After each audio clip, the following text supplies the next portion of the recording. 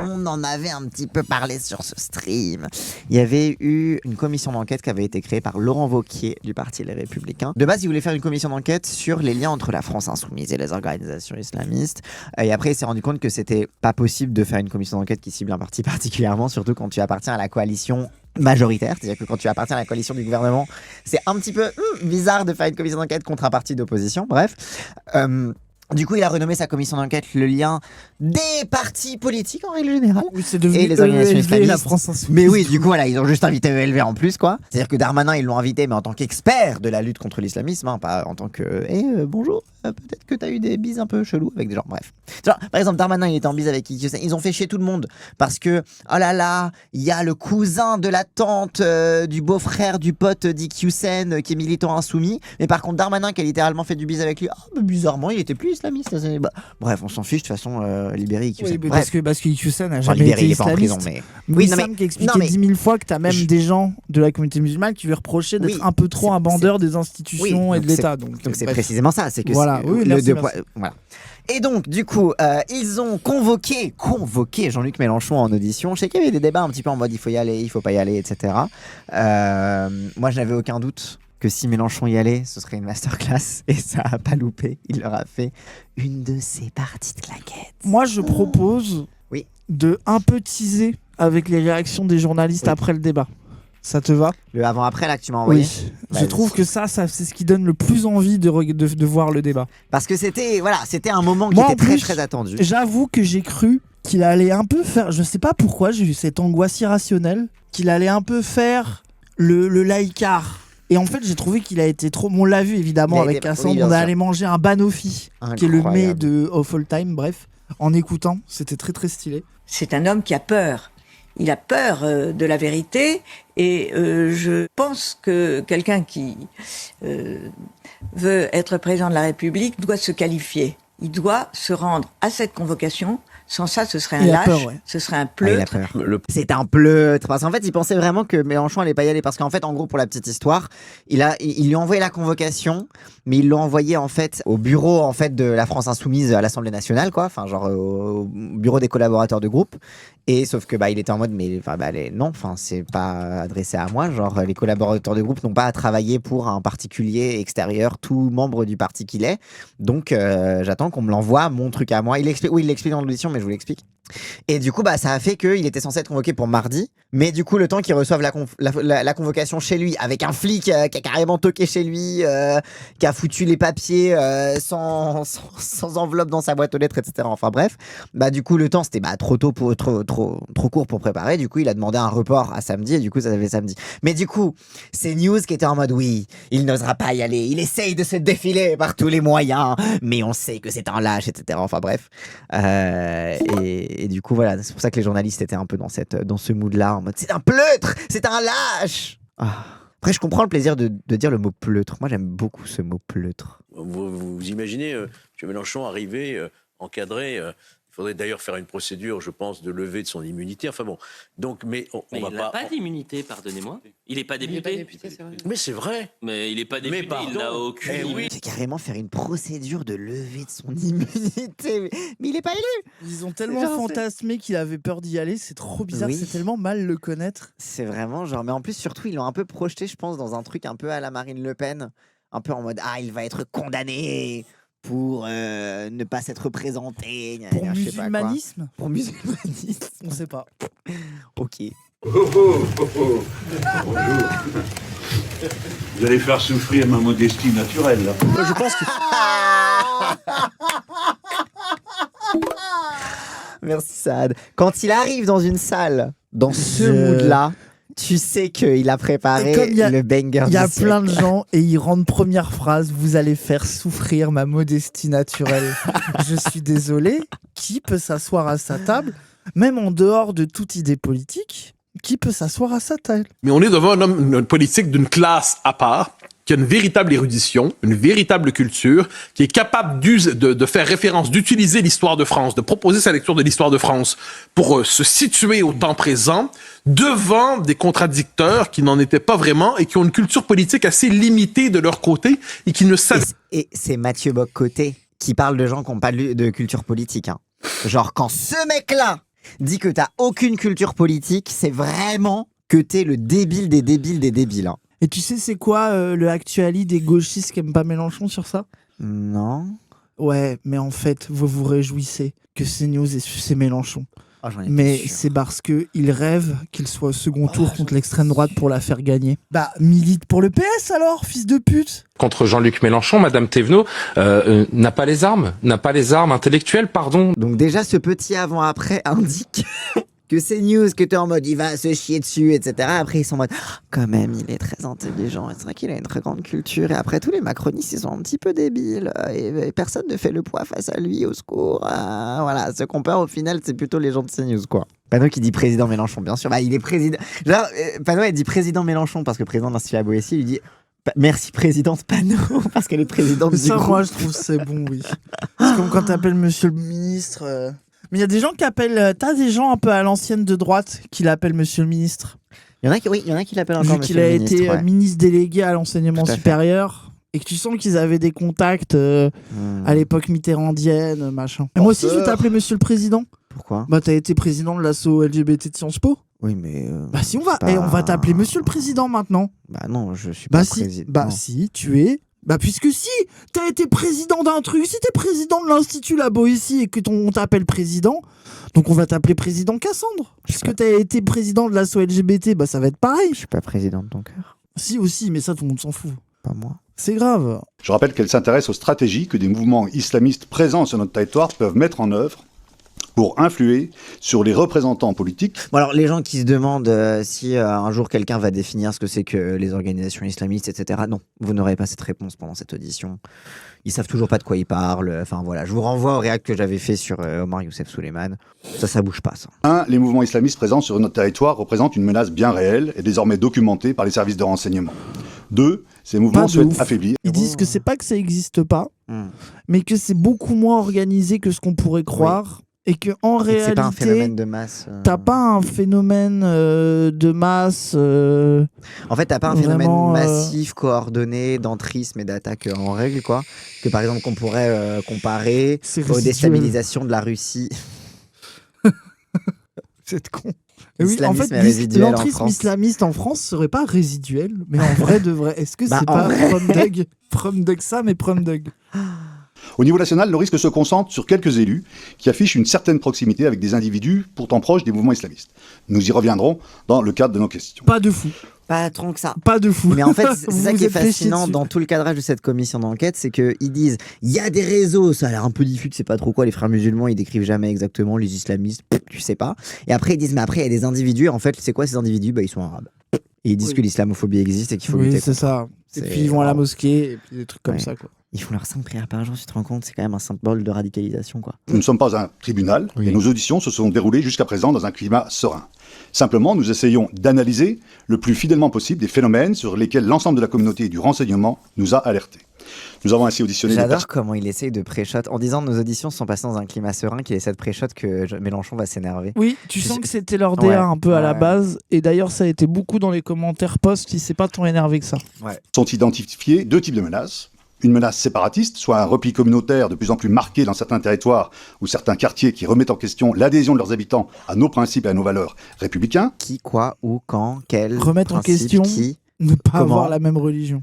Mais parce que, alors que le vrai wokisme, beauf et barbare, c'est Mdambo qui dit j'ai loué la salle à des rebeux l'autre fois, je suis venu pour mettre la musique, et avec du coca sur la table, je me suis dit c'est bien, ils seront pas bourrés, ils vont pas tout casser. Et voilà. Pour moi, ça, c'est vraiment les beaufs et les barbares. C'est et raciste et pas raciste comme réflexion. Oui, c'est... Et une menace... Non, il boycotte, il a dit... Mais non, Coca, il y avait le Coca des Arabes, là, je sais plus comment ça s'appelle. Le coca algérien, il avait dit. Oui, un coca d'Algérien, il a dit le coca d'Algérien. Que pensez-vous de cette menace islamiste sous forme de séparatisme ou d'entrisme? Première question. Deuxième question, avez-vous le sentiment qu'au sein de votre parti, la différence entre islamisme et islam fait l'objet d'une information suffisante pour permettre aux élus d'identifier les demandes légitimes de nos concitoyens musulmans, de demandes relevant davantage du séparatisme ou de l'entrisme? Mais quelle définition? Enfin, est-ce que vous pensez que la distinction entre islamisme et islam est utile? T'es en mode, donne ta définition de l'islamisme et du bon islam, en fait. Genre, sinon c'est inutile, oui, en effet, oui. Enfin, un risque d'entrisme sur les listes municipales en vue des prochaines élections du mois de mars prochain a été mentionné à plusieurs reprises au cours de nos auditions, notamment dans des communes situées au sein d'écosystèmes locaux déjà bien constitués. Comment prévenir ces phénomènes? Écosystèmes locaux déjà bien constitués. Genre en mode les élections dans un endroit où il y a des Arabes, quoi. Ouais, je pense, oui. Est-ce un sujet de vigilance pour... Ne pas oublier les gens que fricoter avec l'islamisme, juste si t'es un élu et que tu discutes avec une association communautaire parce que ils sont dans ton quartier et que tu acceptes que ces gens, grâce à toi, grâce à ta mairie, ils aient un local parce que l'autre était je sais pas quoi, ou que juste tu t'entends bien avec eux et que tu réponds, enfin tu vois que tu fais ton travail de maire, c'est-à-dire voir qui vit dans ta ville, qui a des associations très vivaces, par exemple communautaires, et être à l'écoute de leurs besoins, c'est déjà de l'entrisme. Et après, tu peux parler de clientélisme, mais c'est là qu'il faudrait avoir un vrai débat sur le clientélisme. Où est-ce que être un maire qui se dit, mais en fait là, j'ai un village de 5000 habitants, il y a une asso de 600 personnes communautaires qui me font une demande qui représente un vrai besoin dans la ville et je l'accepte. Est-ce que c'est du clientélisme? Tu vois? Non, mais c'est un vrai. Il y a des gens qui vont. C'est une vraie question. Mais parce que en vrai de vrai, le clientélisme, c'est faire ça en échange de financement et de privilèges, quoi. Alors non, le clientélisme, c'était t'arrives, ça existe. Tu vas voir le maire, tu dis là où il y a 600 voix. Ah oui. Vous donnez ce que je veux, il y a les 600 voix qui sont données. Mais en fait, même si tu le dis pas, tu sais très bien. En fait, le truc, c'est qu'il y a les promesses pré-élection. Et pour moi, c'est ça déjà. Mais en même temps. C'est promettre le vote de ta communauté. Mais en même temps. Donc j'en reviens allez rencontrer des gens d'une association et leur dire que toi, contrairement aux mecs d'avant, tu vas pas leur chier dessus parce que je dis ça au hasard, t'es pas islamophobe ou alors que t'es pas contre les gens qui font de la voile. J'en sais rien, tu vois. Bah oui, parce que genre, je sais pas, tu vois, l'association d'optimistes à Courseulles-sur-Mer pèse autant que l'association musulmane de je sais pas où. D'optimistes? C'est parce que c'est l'optimiste. C'est quelqu'un qui regarde la vie de façon positive. Non, c'est des petits bateaux. C'est des petits bateaux. Ils sont optimistes parce qu'ils ont pas peur de couler. Je sais pas. Mais non, ce que je veux dire, c'est que Cassandre Citadin, bref, je vais même pas parler. Non, mais je le sais, j'ai fait une colo en Bretagne et on faisait de l'optimiste, oui. Oui, c'est ça. Enfin, genre, et moi, je trouve que c'est une vraie question, je pense que tu dois te poser éthiquement en tant que maire. C'est que c'est difficile de ne pas prendre en compte les besoins des gens dans ta commune et notamment des gens qui seraient organisés en association, en groupe ou quoi que ce soit. Tu vois ce que genre. Oui. Mais est-ce que c'est faire du clientélisme de dire mais en fait là, il y a une grande communauté de gens qui ont une demande précise par rapport à quelque chose qui leur tient à cœur, mais ça peut être les gens, ça peut être leur foi, mais pas que. Un exemple de con, une ville avec beaucoup de gens qui ont des chiens. Et la ville n'a rien prévu. Oui, il n'y a pas de parc à chiens. Il n'y a pas de parc à chiens. Le grand parc où les gens vont se balader, en fait, les chiens sont interdits. Alors qu'en fait, tu as énormément de gens qui aimeraient pouvoir rentrer dans ce petit bout de forêt avec leurs chiens. Genre, t'as des gens qui vont forcer auprès de leur maire et les maires, ils vont. Enfin, tu vois, genre, en vrai, la vie municipale, c'est aussi des trucs cons comme ça. Et sauf que quand t'as l'association des amis canins, ça n'a pas le même effet que quand t'as l'association musulmane qui vient de voir. Les gens voient ça. Alors c'est là où on revient au truc qu'en vrai de vrai, la vraie... Il n'y a pas d'arène Beyblade. Après, les gens, si vous arrivez... Moi, je vous garantis que vous êtes dans une commune de 1000 habitants. Vous arrivez dans la même commune à être 150 à vouloir une arène Beyblade, je vous garantis que vous l'aurez. Oui. Mais vraiment. Et c'est OK. Vraiment, c'est OK. Mais en fait, c'est aussi ça, c'est que... En fait, pour moi, c'est pour ça que la vraie définition du clientélisme, pour moi, ça s'apparente plutôt à la question du favoritisme. Et en fait, comme tu pourrais avoir dans les attributions de marché, etc. Voilà, c'est ça. Toute la vérité, rien que la vérité. Je vais donc vous inviter à lever la main droite et à dire « Je le jure ». Je vous remercie et je vous laisse la parole. Il est prêt. Ah, son petit sourire, là, c'est bon, là. Là, j'ai vraiment toute des sa musiques puissance est dans sa main droite. J'ai vraiment des musiques d'animé. On est vraiment dans un arc tournoi précis, là. Oui. Ça veut dire, il y a eu l'arc tournoi avec les combats chiants. On a eu Tondelier, tu sais, genre c'était vraiment, c'était le moment un peu malaise où on a eu le combat un peu. Et là, on arrive avec le vrai main event. Là, c'est vraiment Rock Ligara. Là, on y est, tu vois. Merci, Monsieur le Président. Nous sommes presque réconciliés, vous et moi. La convocation était arrivée au bureau du groupe, Président. Du groupe insoumis. Or, je vous rappelle que le règlement nous interdit absolument de faire travailler nos collaborateurs de groupe pour un parti politique, y compris... J'imagine le petit plaisir qu'ils se sont pris quand ils ont reçu la lettre au groupe de la FIC. Explique aux gens le truc sur lequel ils ont joué. C'est que, en gros, oui, techniquement, quand tu travailles pour le groupe parlementaire de la France Insoumise, tu travailles pas pour un député spécifiquement, mais pour le groupe. Et du coup, t'as pas le droit, techniquement, de travailler pour le parti. Et du coup, genre, si tu reçois une lettre qui est adressée à un membre de ton parti ou à un responsable de ton parti, mais qui n'est pas député de l'Assemblée nationale, qui n'est pas dans le groupe, t'as le droit de pas lui donner. Ouais, mais du coup, je pense la vérité, ils ont reçu la lettre, ils se sont dit, c'est pas nous. C'est pas nous. Après, bon, est-ce que transmettre une lettre, c'est travailler? Bah, techniquement, oui. Voilà, parce que c'est quelque chose que tu reçois sur ton lieu de travail, donc c'est forcément une action que tu fais dans le cadre de ton travail. Ouais. Nous avions décidé de vous boycotter. Et vous savez pourquoi? D'abord parce que l'intitulé de la commission était insupportable, on y mettait en cause notre parti.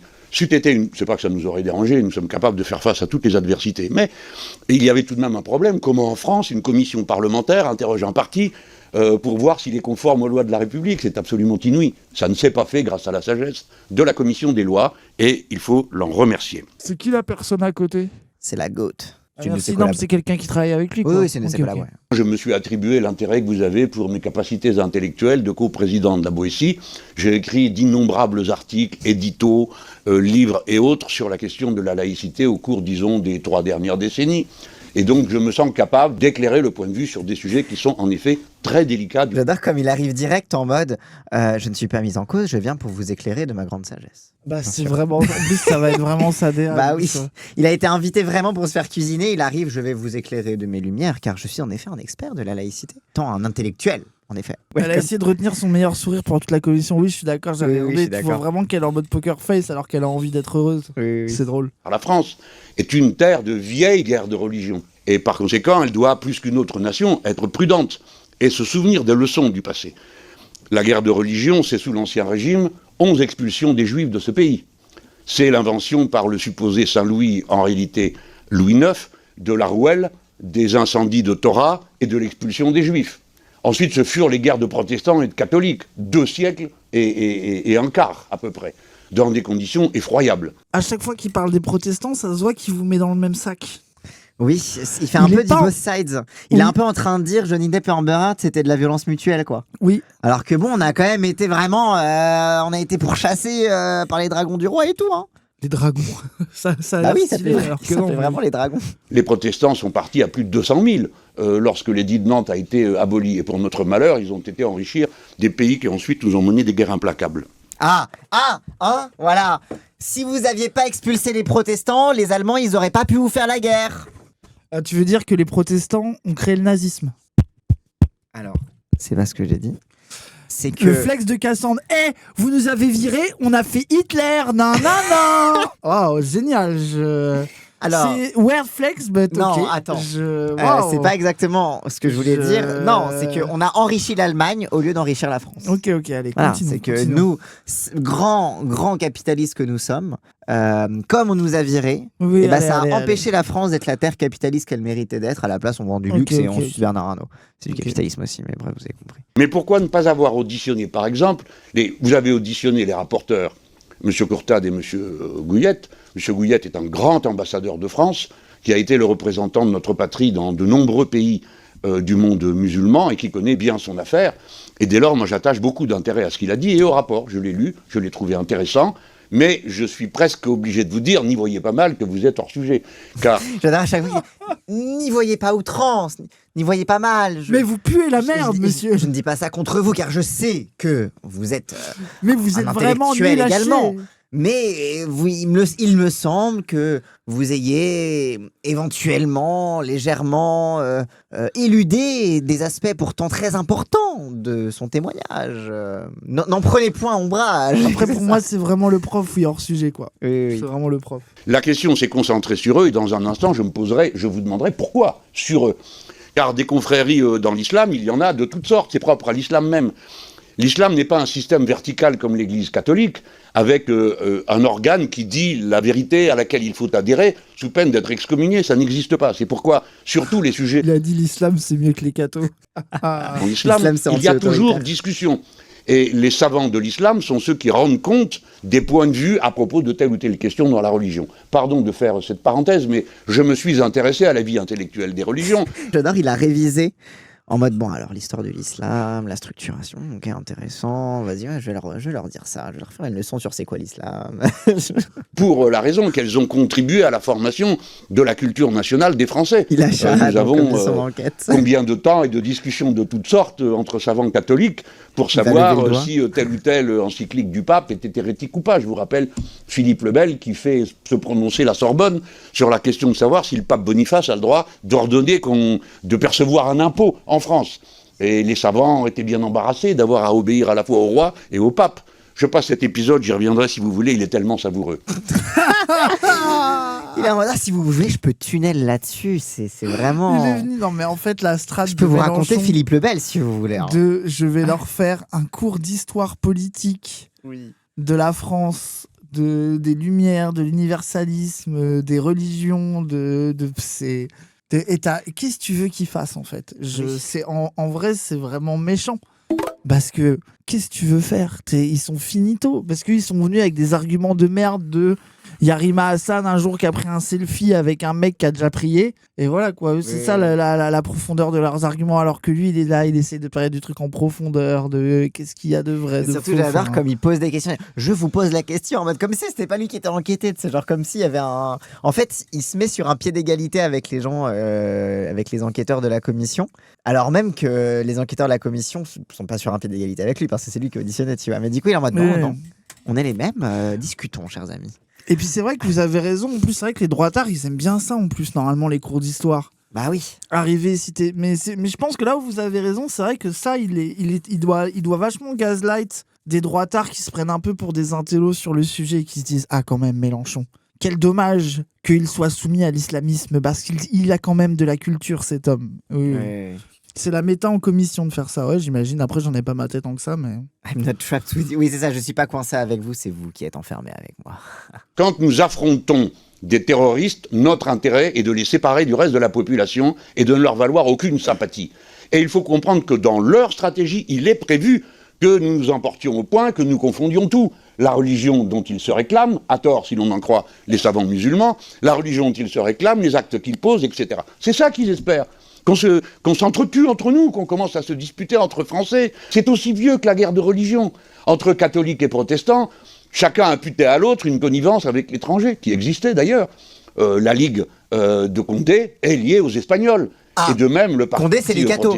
Les cathos, les Espagnols et tout. Est lié aux nouvelles principautés protestantes des innombrables Allemagnes qu'il y avait à l'époque, comme c'était un délice. Alors, c'est exactement ce que je disais. Pour moi, il a vraiment both sides. Hein. Il a vraiment dit... Oui, I don't stand with Catholic, I don't stand with Protestant. Mais après, quand on avait fait le réact à Zemmour et que Zemmour Glucksmann là, et que Zemmour il était en mode oui les protestants étaient des alliés de l'ennemi, etc. J'avais dit exactement cela.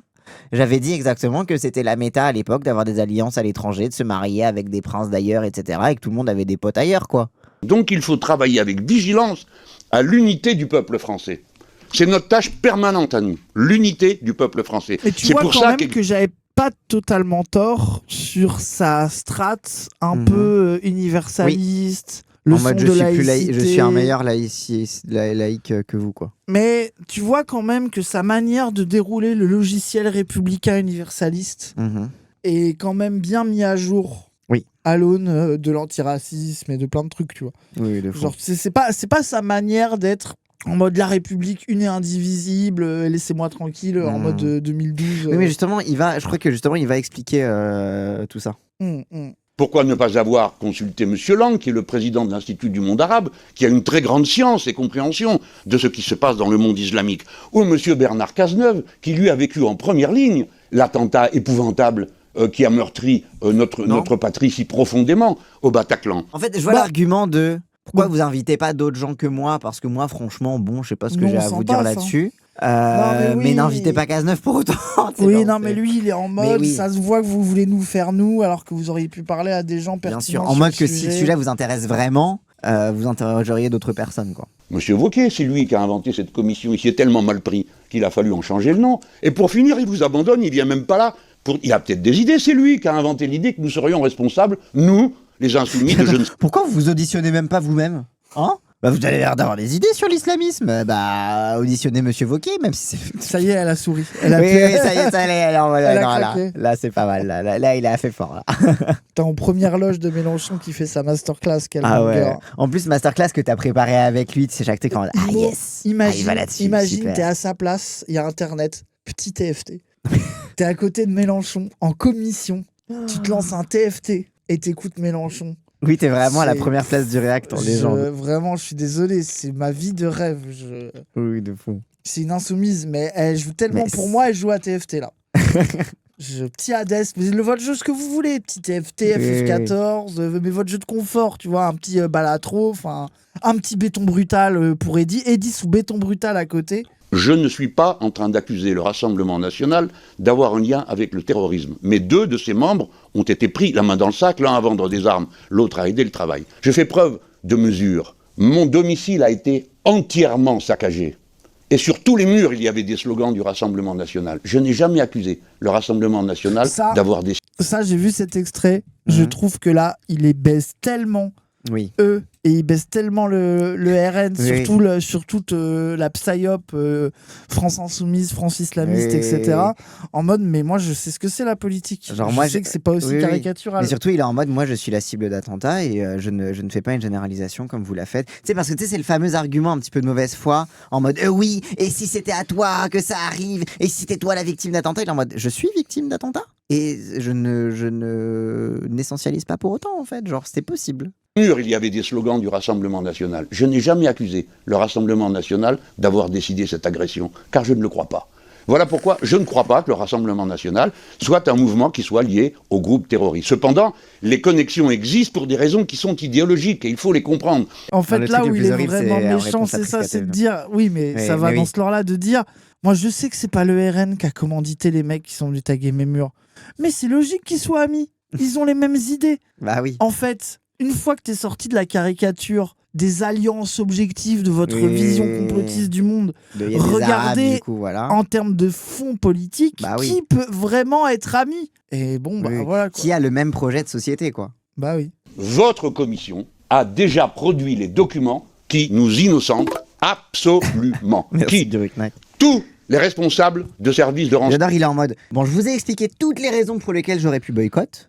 Mais dans ma grande mansuétude, je suis quand même venu, car vous-même dites que nous sommes innocents. Donc, grand prince. Je suis venu vous rappeler que vous avez statué sur notre innocence. J'ai lu les comptes rendus. Aucun ne dit qu'il y a un lien entre nous et les islamistes. Ils disent même le contraire. Je ne connais pas de stratégie constituée d'influence de la mouvance frériste auprès des partis politiques.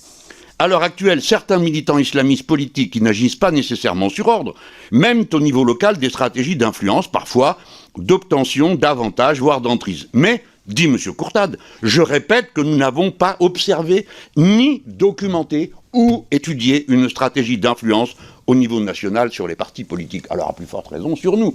Ceci vient de votre compte-rendu, pas de nos investigations à nous, car nous en menons aussi. Et je vais vous en dire un mot pour vous mettre en garde contre ce qui vous arrive. Alors, pareil,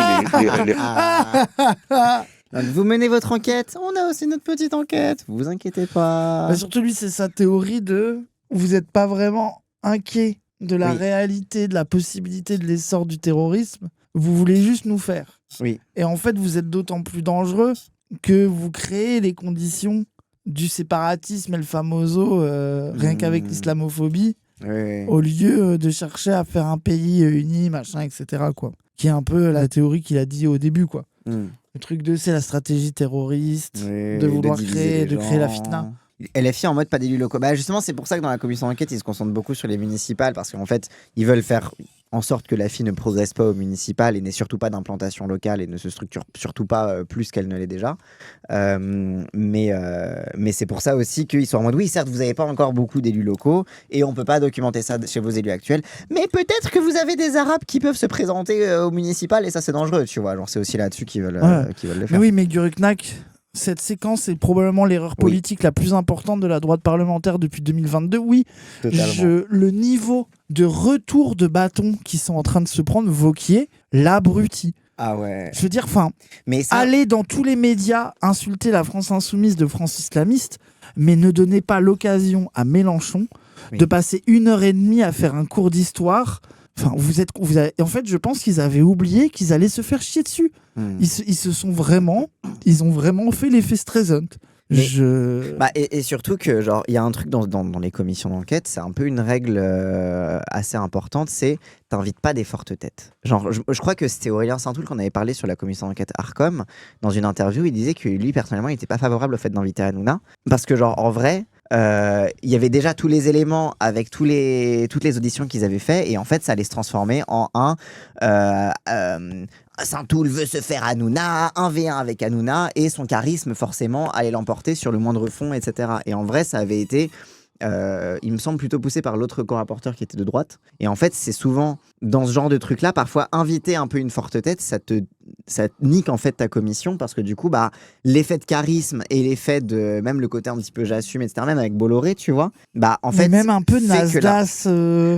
Totalement. Nasdaq à Laurent, il y a eu un peu. C'est pour ça que la commission d'enquête sur les influenceurs, en vrai de vrai, elle a été un peu CSC. C'est devenu un truc. Ils sont contre Adé Laurent et contre Nasdaq, et du coup, t'as perdu le fond des propositions, tu vois. Alors que si tu fais pas ça, tu peux dire voilà, on a fait un rapport.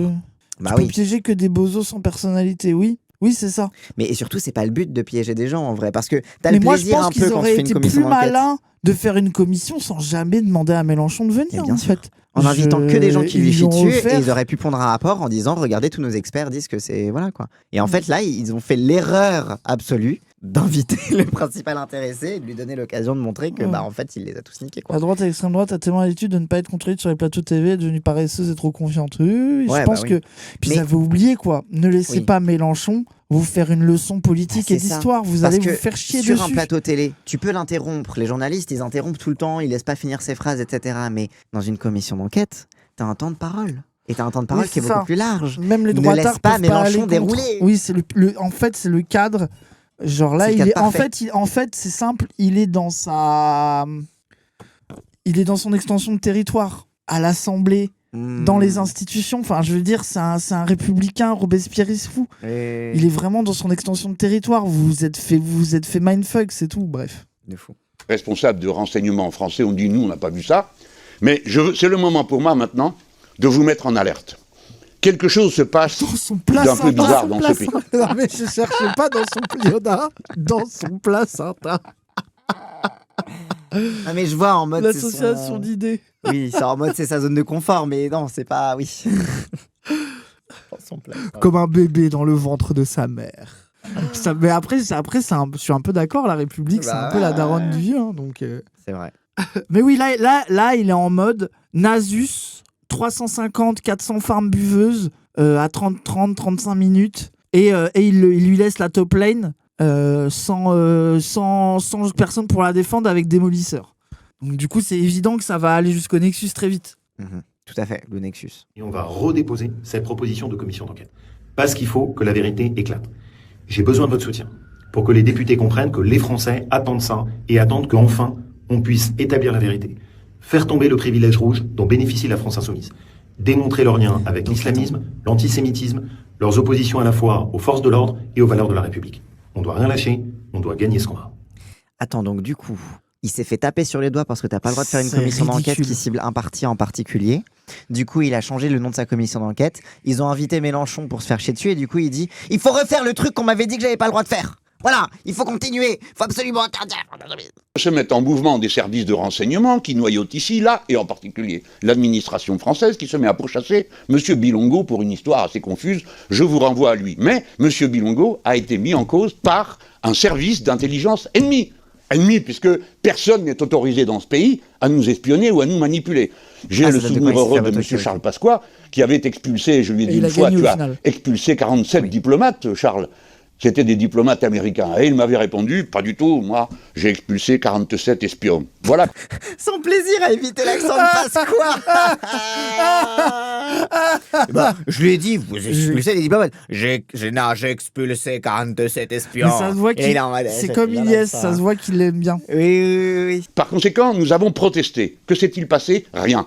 Là-dessus, nous voici partis avec un sondage qui donne lieu à toutes sortes de commentaires dans la presse en disant il est manipulé. Qui l'a fait? Vous avez reçu 2 personnes. Président, Il est important, monsieur le rapporteur, monsieur... J'adore comme il appelle Xavier Breton président. Genre, c'est vraiment, je mets les formes pour dire que vous êtes stupide. Mais parce que, en fait, il aime trop ça, Mélenchon. Mais bien sûr. C'est là où c'est vraiment un bandeur de la République et des institutions. C'est que là, il est vraiment dans son élément.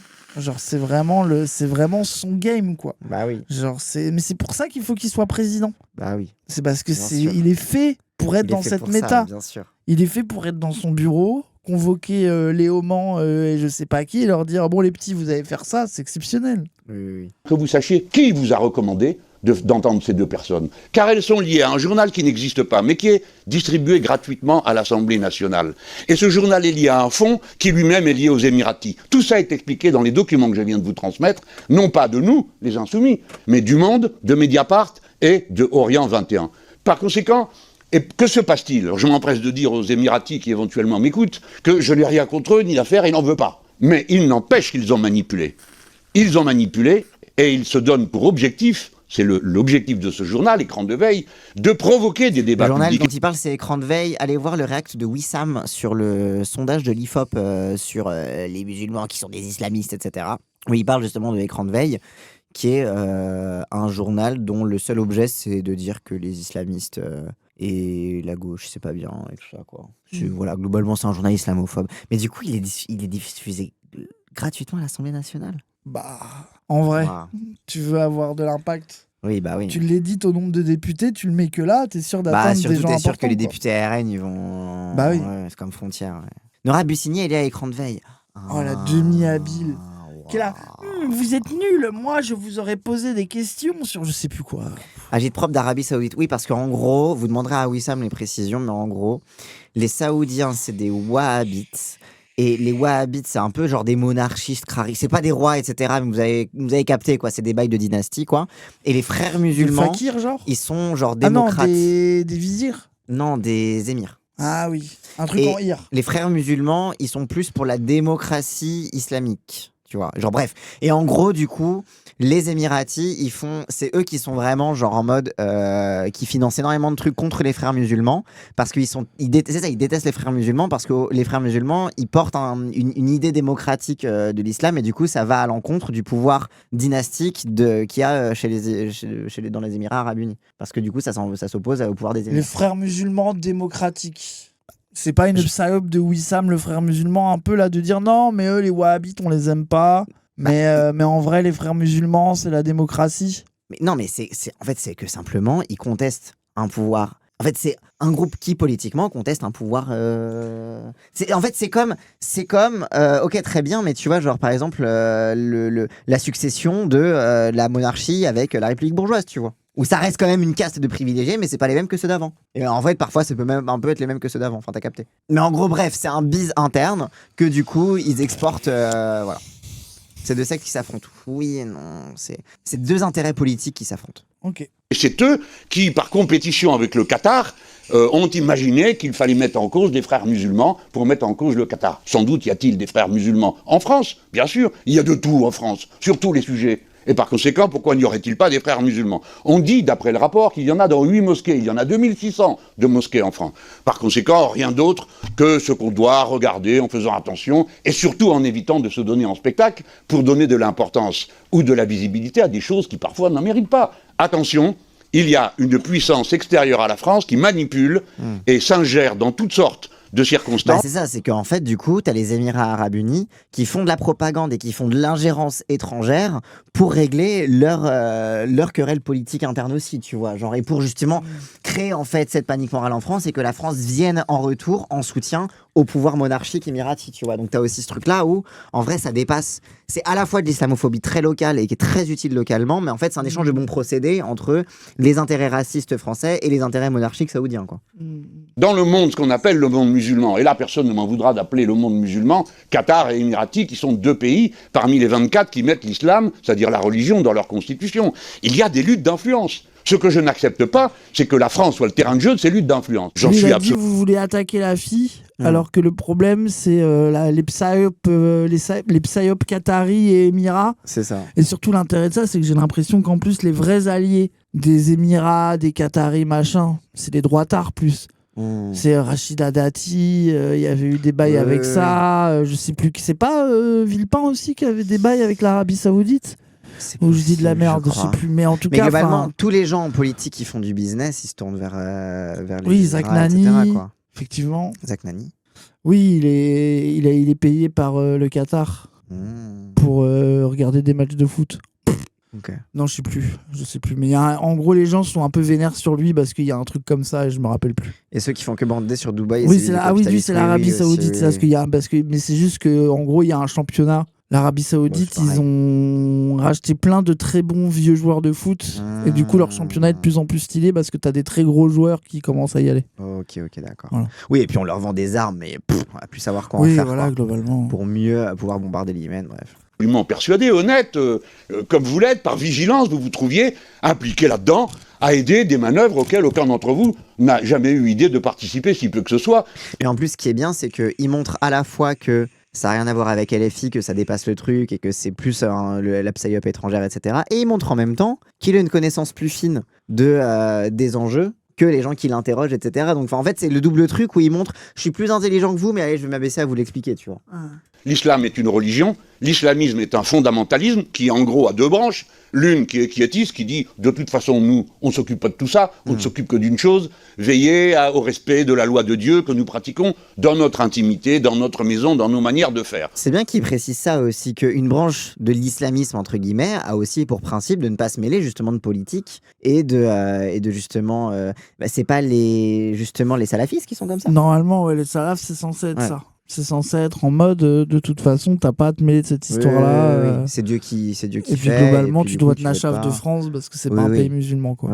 C'est pas si loin de l'idée que nous-mêmes on peut accepter sans aucune difficulté. Et d'autres en faire des lois politiques. Et d'ailleurs il y a des pays comme la Turquie qui se réclament de l'islamisme politique. Alors là nous sommes en désaccord complet, nous Français, parce que nous ne croyons pas à ça pour la raison que j'ai invoquée tout à l'heure, qui est que nous séparons la religion de la... Oui, ça c'est qu'il dit, il y a d'un côté des gens qui sont rigoristes mais qui se mêlent pas de politique, et de l'autre des gens qui veulent imposer des lois inspirées d'une interprétation de l'islam, et ça s'oppose à la laïcité, donc évidemment qu'on est contre quoi. Donc, en fait c'est bien qu'il fasse... En fait c'est que même à la question de Xavier Breton, est-ce que vous faites la distinction entre islam et islamisme, il fait, je fais même la distinction entre islamisme et islamisme. La majorité du peuple français n'a pas été confrontée au voisinage de la pratique religieuse. Dans ma génération, le christianisme et le catholicisme étaient extrêmement présents. Au village, à la ville, on croisait sans arrêt des fois des gens en uniforme religieux, tout ça n'existe pas. Exceptionnel ça. Ça j'adore. Le truc de il va falloir que vous souffriez, que vous allez voir des gens sortir de la mosquée et des meufs voilées en fait. Enfin avant, il y avait plein de gens en France que vous voyez, que vous saviez que c'était soit des religieux, soit des gens qui pratiquent une religion, vous en êtes très bien portés quoi. Et c'est aussi le truc de on a perdu l'habitude, mais c'est pas grave, faut la reprendre, on en vit très bien. Et nous étions obligés, pour ceux d'entre nous par exemple qui étaient des catholiques ou des protestants, croyants, pratiquants, qui allaient à la messe, mais qui allaient aussi au Parti communiste ou au Parti socialiste, de voir comment on accordait tout ça. Oui, les cathos au Parti communiste, les protestants au Parti socialiste. Les protestants étaient proches de plutôt de Rocard, qui était lui-même protestant. Tu simplifies, mais vas-y. Oui, mais... quand même un peu. Jospin. Oui, je suis d'accord. Je vous l'ai dit en début, la laïcité est née de la nécessité de la liberté du culte.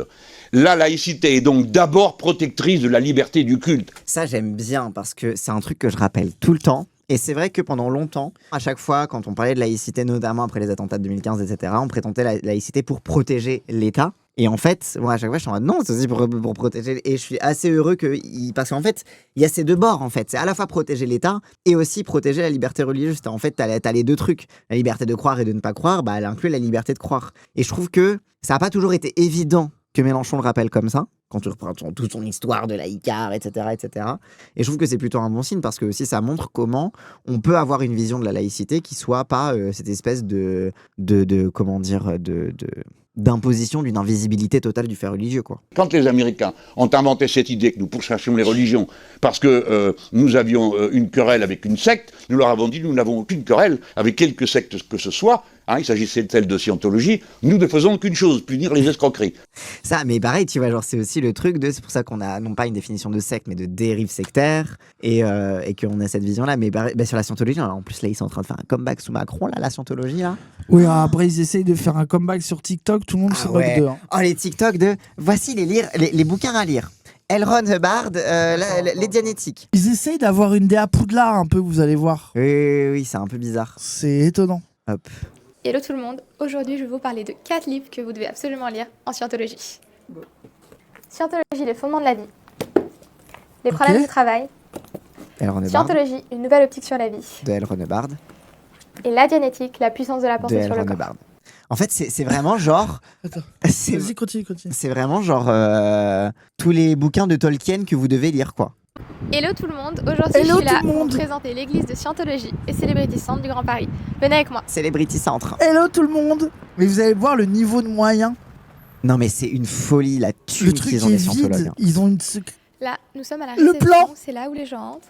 Coucou Laura. Coucou Laura. Et je vous montre la suite, c'est par là. Merci Missy. Ici c'est notre librairie pour le public. Vide. Avec des bouquins de... Full PLV et tout.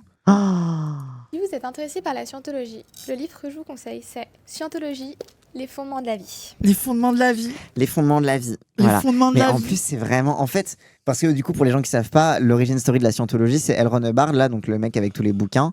C'est un auteur de SF raté. En gros, globalement, il écrivait des bouquins et personne s'intéressait à ça. Du coup, il a créé une église. Voilà. Pour faire de la thune et échapper à l'impôt. Par contre, si vous êtes intéressé par le mental, ce qu'est le mental réactif, cette partie du mental qui enregistre tous les moments douloureux de votre existence. Là, je vous conseille. Donc, si vous êtes en situation de vulnérabilité, que vous avez des traumatismes et que vous pouvez nous donner de la thune parce que vous n'arrivez plus à être, parce qu'on peut exploiter ce traumatisme, lisez cet autre bouquin. Chose. La Dianétique. La Dianétique. Ah, Mélenchon, il a bien le mental réactif. Hein. Quand j'étais plus jeune, quand j'habitais à Oulgat, je me suis inscrit sur le site Scientologie pour recevoir des trucs. Et après, je recevais des trucs à cette adresse-là. Toutes les 2 semaines, je recevais des trucs. Il y a des gens qui sont venus et tout. Ça veut dire que j'ai eu un harcèlement massif. Bah bien sûr. De la part de l'église de Scientologie pour que je les rejoigne, quoi. Vraiment, genre, ça a été, tu mets le pied dans... Mais dès qu'ils ont un truc à faire, c'est leur métier. Vraiment une dinguerie. Je me rappelle, ma daronne a cru que j'allais vraiment devenir scientologue. Elle était vraiment flippée.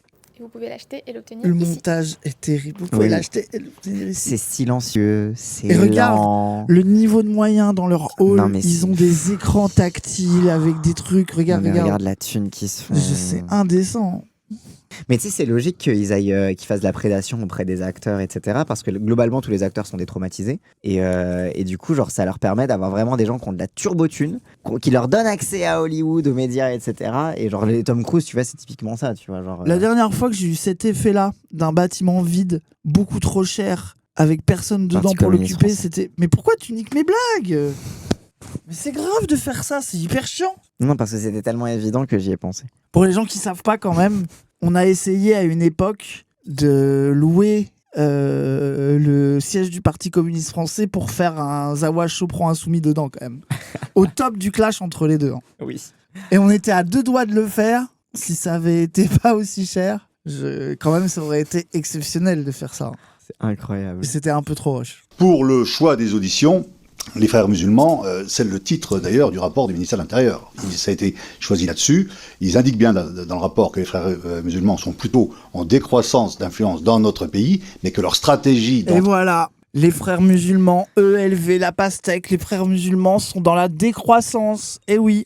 Quoi ? Voilà, donc quand vous entendez un écologiste parler de décroissance, sachez que il vous met à l'oreille le poison islamiste. Le président du groupe de la droite républicaine ne soit pas là, c'est effectivement un droit de tirage de notre groupe, nous sommes co-signataires dans le groupe, et à ce moment-là, comme ça se fait à l'intérieur d'un groupe, vous l'avez été vous-même président, il va y avoir effectivement des représentations qui se font, et donc c'est moi qui m'en charge au niveau de cette commission d'enquête. Normalement, encore une fois, dans une commission d'enquête, c'est eux qui posent les questions, et c'est l'enquêté qui répond. Mais lui, comme il leur a posé la question en retour, Breton, il s'est senti obligé d'y répondre, comme s'il était un peu coincé en justifiant, un peu en mode, c'est notre droit de tirage. Il a inversé le truc, c'est que t'as Mélenchon qui fait une tirade qui les bloque, et eux qui sont obligés de se justifier parce qu'il les a trop baisés. Genre, il a tellement inversé les rôles, c'est du génie. Je pourrais vous donner des citations de la DGSI, de la DNRT, de la DRPP, de la DGSE, qui indiquent qu'il y a effectivement un risque d'entrisme politique dans notre pays qui existe. Hein, ils le disent très clairement, et donc c'est tout à fait normal. c'est une cible par vous en particulier, voilà, c'est très clair, mais il y a effectivement de l'entrisme politique. Là où vous allez être cité, c'est dans des cas effectivement de contact, mais on va le faire au moment des questions, de membres de votre parti qui peuvent être en contact avec des représentants. Donc il y a une stratégie d'entrisme qui passe pas par vous, mais parfois vous avez des contacts avec des gens. Et puis surtout là où c'est trop bizarre, c'est que les mecs qui sont en mode depuis tout à l'heure, il y a un entrisme croissant politique. Et là, il dit non, en fait, ils disent qu'il y en a de moins en moins. Oui. Et en fait, ils font une commission d'enquête pour avertir du risque augmentant d'un entrisme qui est en train de décroître. Nous en venons maintenant aux questions et aux réponses. Et je vais donc inviter monsieur le rapporteur à poser ces questions. J'aurai l'occasion de le faire et ensuite, ce sera les collègues qui voudront le faire. Monsieur le rapporteur. Merci, monsieur Mélenchon, pour vos propos liminaires. Il n'a pas appelé monsieur le ministre. C'est vraiment une marque d'irrespect total. Commence par respecter, toi. Respecte la République et ses institutions. C'est qui ce petit arrogant les Républicains et la République, elle est nulle part dans ce que tu dis, monsieur. Une commission d'enquête, ça a été dit, n'est pas un tribunal. Elle ne juge pas, elle ne condamne pas, elle n'instruit pas à charge. Et contrairement à ce que j'ai pu entendre beaucoup dans la presse, elle n'a pas les moyens d'investigation du système judiciaire et c'est pas fait pour ça. Il est obligé de contredire les fake news de CNews. Et surtout, pour moi, là où je vois un sous-entendu, c'est aussi si t'es en train de nous baiser, parce qu'il sent que ça va mal se passer, c'est pas de notre faute si on n'a pas pu prouver que tu es un agent caché de l'État islamique. C'est parce qu'on nous a pas donné de moyens policiers. Alors que si on avait eu des moyens policiers, on aurait prouvé que tu es littéralement Daesh. C'est ça ce qu'il essaie de sous-entendre. Littéralement Daesh. Comme l'ont rappelé de nombreux chercheurs et autorités auditionnés par notre commission, l'islamisme est avant tout un projet politique, mobilisant des normes religieuses comme levier d'organisation sociale et pour certains courants comme moyen de transformation de l'État. Vous évoquiez les frères musulmans et il y en a d'autres. En France... Oui, genre l'islamisme est une idéologie. Moi j'adore parce que t'as Mélenchon qui a dit il y a plusieurs types d'islamisme, t'as des mouvements qui sont plus quiétistes et qui se mêlent pas de politique, t'as plusieurs mouvements qui disent l'islamisme c'est la politique. Il vient de t'expliquer l'inverse en fait, genre qu'est-ce que tu fais de ça, je sais pas. En fait, on va pas revenir sur l'absence de définition d'islamisme, etc. Mais bref. Notre commission a une responsabilité claire. Établir les faits, mesurer les risques et déterminer si certains responsables publics peuvent se retrouver en situation de proximité, d'influence ou Le mec est rapporteur, pourquoi il donne son avis? Alors techniquement, il ne donne pas son avis, il expose les résultats de la commission et il explique le contexte de ses questions. Ça s'appelle un préambule. Si vous avez déjà été dans une conférence de gauchistes ou de petits camps universitaires, c'est ce que font toutes les personnes qui disent alors je n'ai pas une question, j'ai plutôt une remarque, et qui finissent quand même par une question pour les formes, mais donc globalement le but c'est de dire autre chose quoi.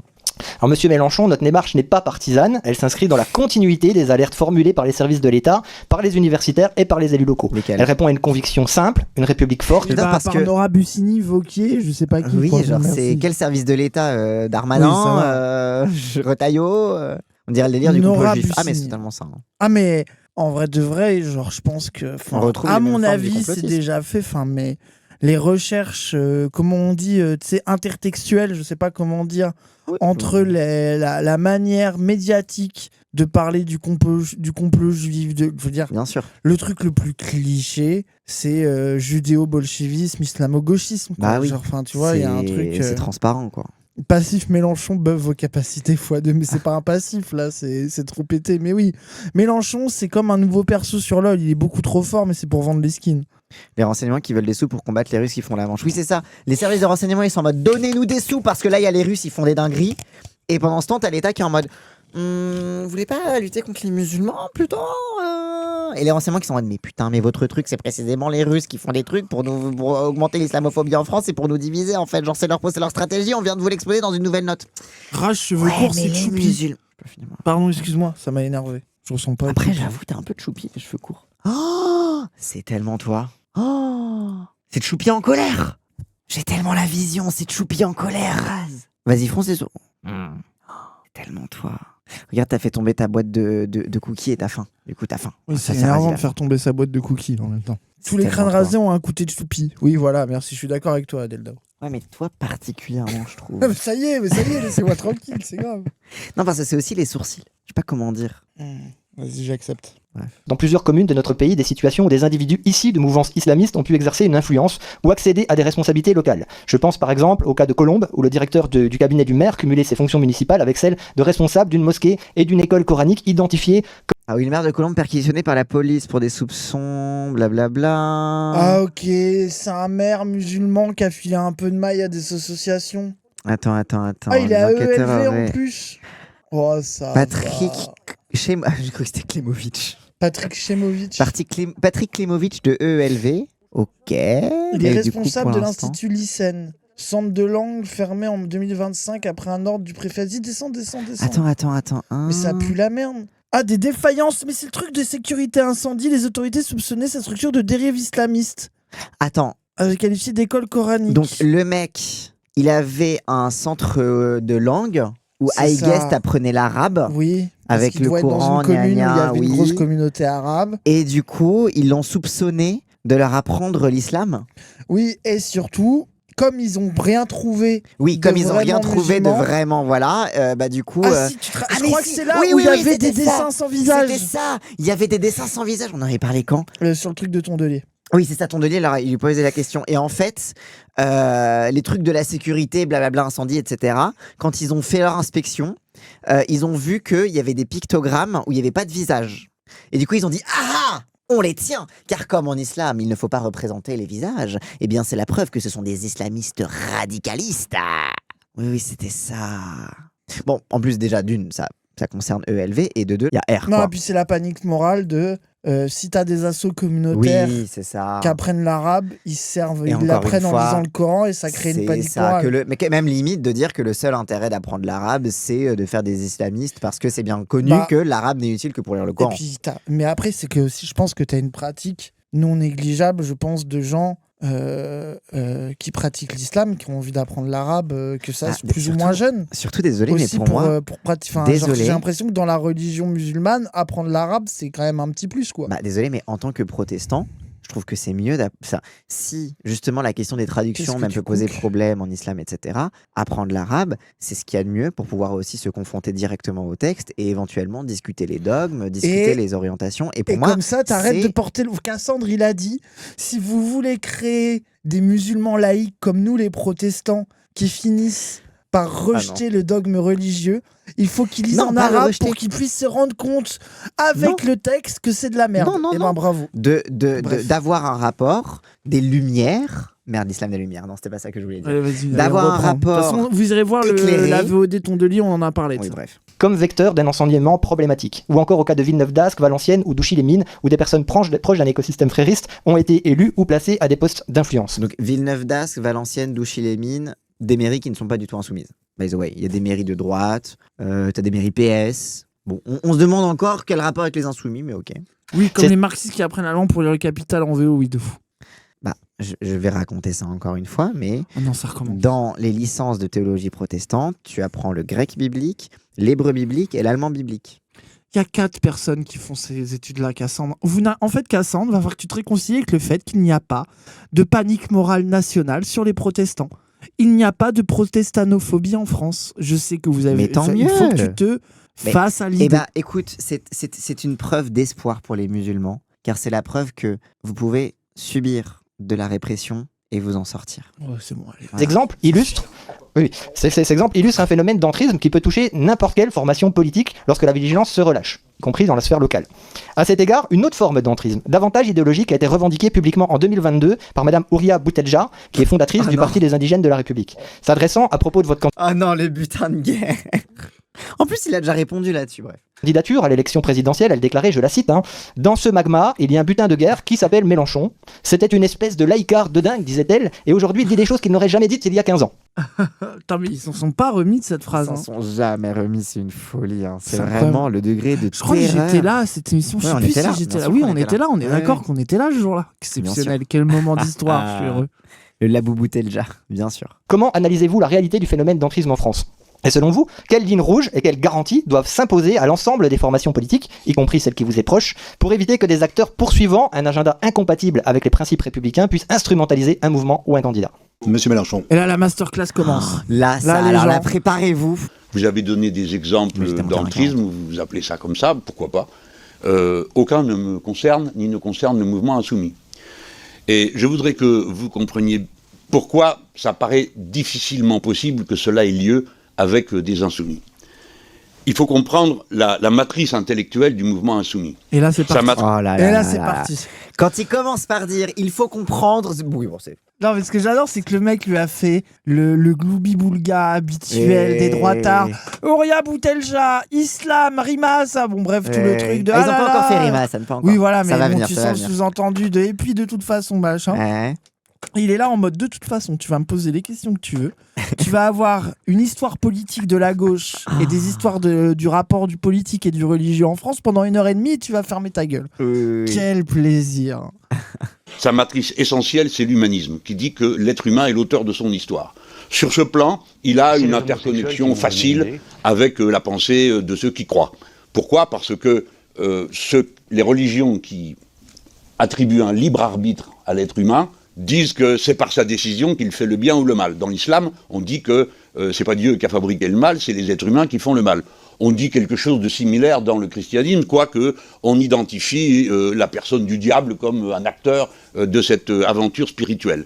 Déjà, il est en mode l'islam est plus humaniste que le christianisme parce que c'est pas le diable qui fait le mal, c'est les humains. Oh là là. Et en plus, il est en mode mais au final, l'humanisme, il y a quelque chose à voir avec la religion et la liberté, car sans liberté, il n'y a pas de croyance. Ah, oui, je t'aime. Les laïcs, on dira, le mot n'est pas adapté, disons ceux qui n'ont pas de foi religieuse, on dira que la conformité avec les principes de la morale que l'on s'assigne crée le bien et le mal. Donc sur ce plan, on a un terrain commun.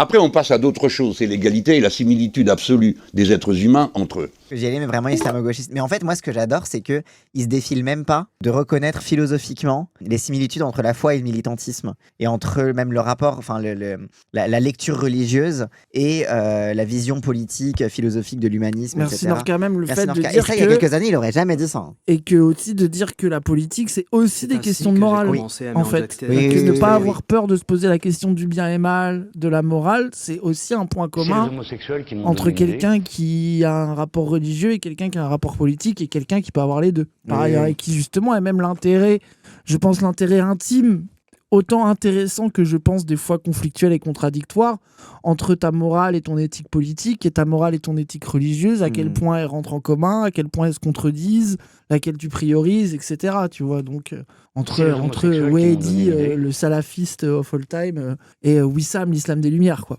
Puisque vous adorez les opposés. Et dans la formation de base, il y a pour toutes les promotions, toutes, sans exception, les 2 cours sur le racisme et le cours sur la laïcité de l'État. Le cours sur la laïcité est donné par monsieur le philosophe Benoît Schneckenburger, qui est par ailleurs aujourd'hui le président de la libre pensée. Le cours sur la laïcité donné par le président de la libre pensée, vous inquiétez pas qu'il n'y aura pas d'islamisme. Il n'y aura pas de... Mais la Schneckenburger, là, qu'est-ce qu'il est un peu... Tout le monde a entendu pareil que moi. Oui. C'est la Schneckenburger, désolé, il mange des Schneckenburger, il a le droit, si ce qu'il aime, c'est avoir des Schneckenburger et qui prennent ces Schneckenburger. Libre pensée, les gens, c'est vraiment l'Aïcar of all time. Oui. Je pense que t'as autant des gens graves, cool, basés que des fois des gens un peu vieille école sur la question de la laïcité. Je pense que t'as aussi des vieux, un peu laïcs bas du front qui peuvent exister. Mais vas-y, pour moi, ils font partie du champ de la gauche. Il y a des fois, c'est un peu les fous du bus, mais vas-y, tu vois. Ouais, je crois Jean-Marc Chiappa, je suis pas sûr, mais je crois qu'il a la libre pensée, ouais. C'est un peu la franc-maçonnerie des gens qui sont pas francs-maçons et à gauche. La franc-maçonnerie des gauches, pas franc-maçon. Mais même c'est mon daron qui nous a raconté ça tout à l'heure, que lui, il avait des potes à lui qui étaient à la libre pensée, et que globalement, leurs vacances, les gens, je vous jure, c'est vrai, c'était d'aller en Vendée, d'aller sur une place du marché et de dire aux gens où est-ce qu'on peut manger. Non, d'aller vendre. Ah oui, d'aller vendre des pennones et des religieuses. Et dire, parce que nous, on aime bien manger des pennones et des religieuses et puis se faire courser après. Donc, vous voyez le niveau des vacances des gens de la libre pensée. Se faire courser par des cathos avec des fourches. Ouais, voilà, c'est ça. Vous voyez un peu le niveau de ces gens, quoi. Des pennones, ça a l'air d'être une pâtisserie, les gens. Oui, je crois que c'est un nom de pâtisserie, j'imagine. Voilà, c'est ça. Donc, je sais pas ce que c'est, les pennones, mais ça a l'air d'être un vrai bail. Il va de soi que chaque fois qu'il vient, eh bien, il se heurte à des amis qui trouvent ces formules excessives et qui, de ce fait, réfléchissent, puisque existe entre nous... Là, il vient de dire la Schneckenburger, des fois, il y a les jeunes antiracistes qui sont un peu plus woke, des fois, il les fatigue parce qu'il doit être un peu laïcard forceur. Oui.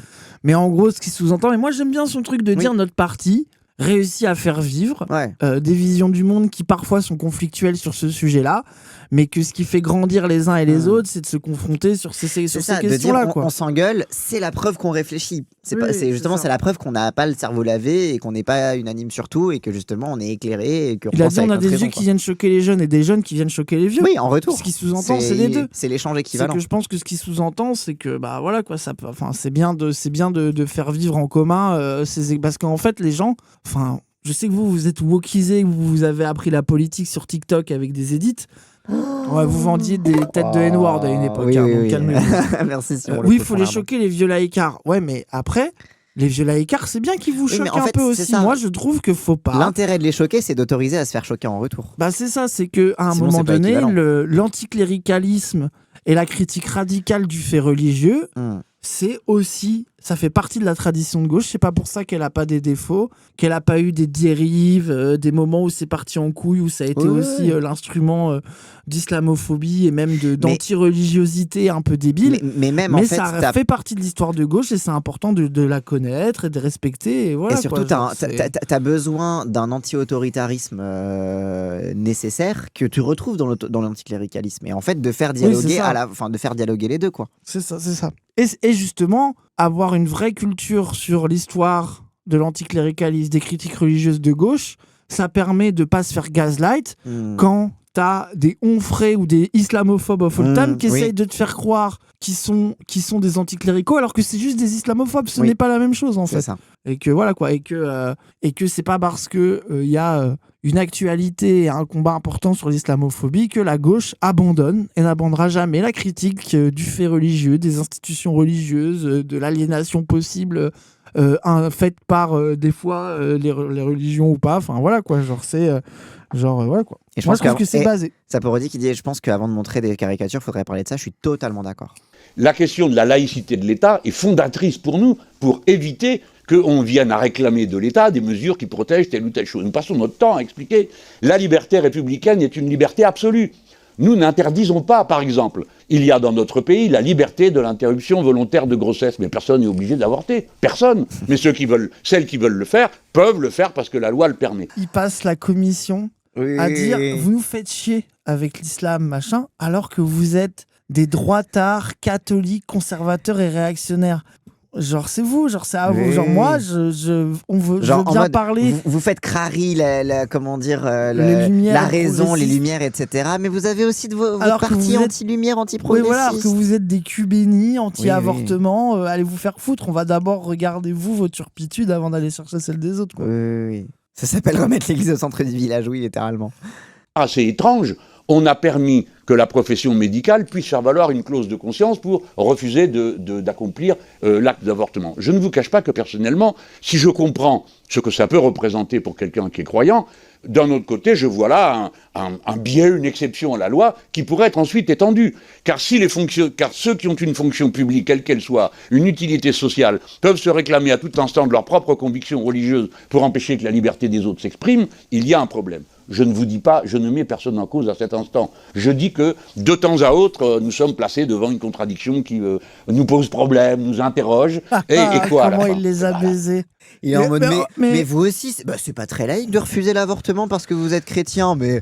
Ça vous dit... Mais c'est ça, c'est qu'il est en mode, mais vous avez une capacité Merci, Firebliss. à accepter le fait qu'il y ait une dialectique entre le fait religieux et la politique parfois, et que globalement, elle vous dérange pas quand c'est sur les catholiques, mais elle vous dérange quand c'est à propos des musulmans. Bah oui. Et que voilà quoi, et que effectivement, les musulmans ont aussi des trucs un peu... Et tout en disant, oui, il faut protéger l'État, mais... faut pas nier que cette dialectique existe et le but c'est de la faire vivre et de la travailler. Surtout, moi j'aime bien sa manière de dire t'es capable d'interroger la légitimité de permettre à des médecins de refuser de faire l'avortement, mais qu'en même temps il dit qu'il reconnaît pourquoi philosophiquement ça les dérange. C'est qu'il est en mode, en tant qu'individu, je leur reconnais le droit d'avoir une opposition philosophique au fait de le pratiquer, mais en tant qu'État, on doit se poser la question de est-ce que voilà, et en plus il apprend pas, il dit voilà, juste c'est des cas.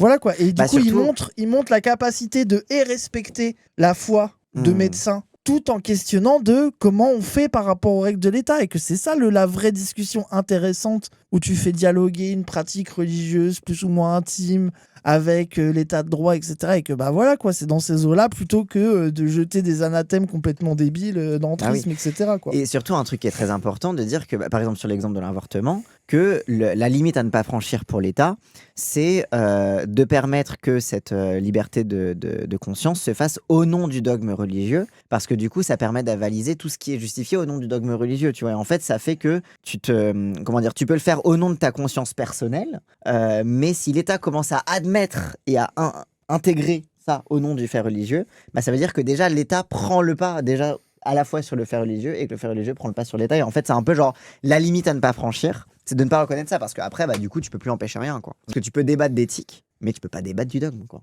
Alors, en tout cas pas en tant qu'État.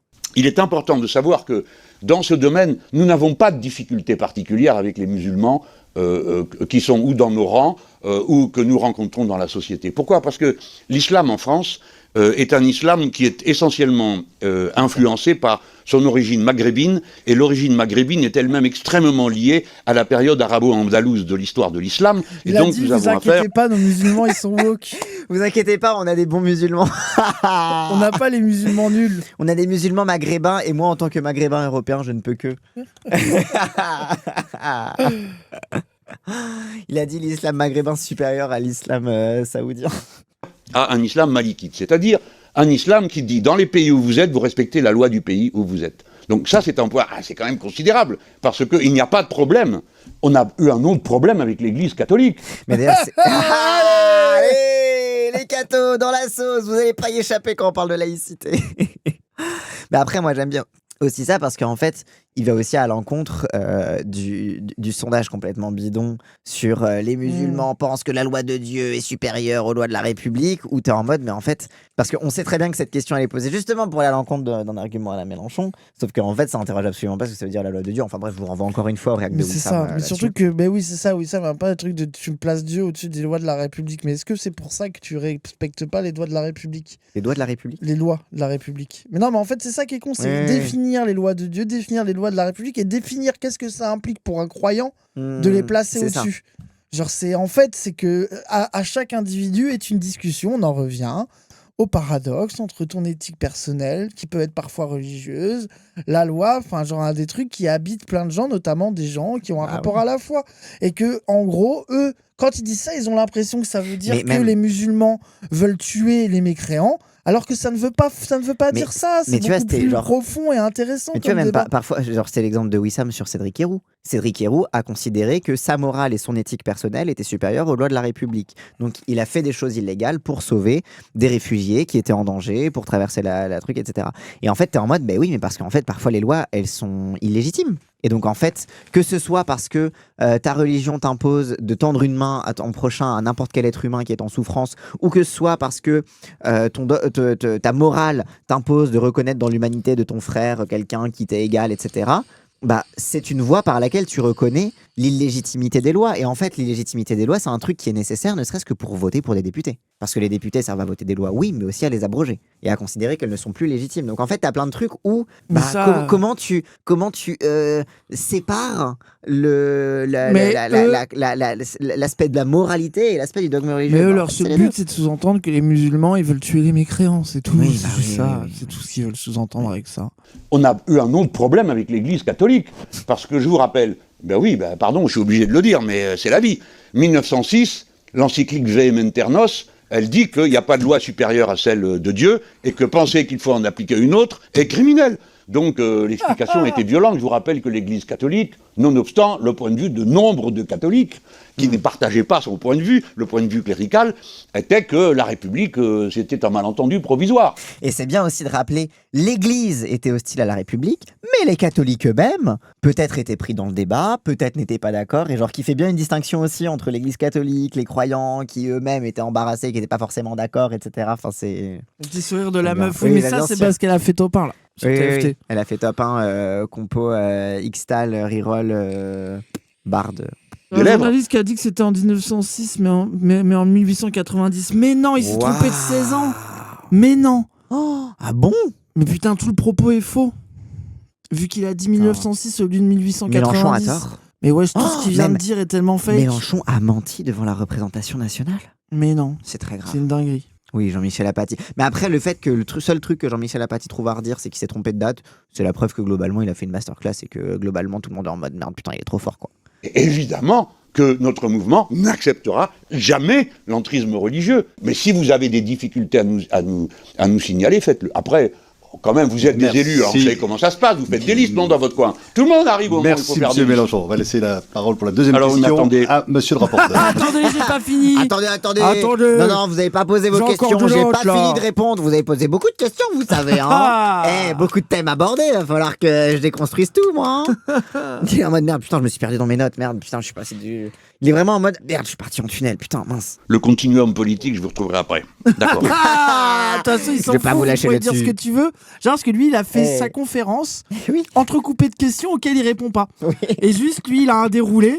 Ah, c'est pas grave, je sais où j'en suis. Pose ta question, je sais ce que je dirai après. De toute façon, quoi que tu dis, j'en ai rien à battre. C'est juste qu'il fait pause. Et elle qui. Paola qui se marre à côté.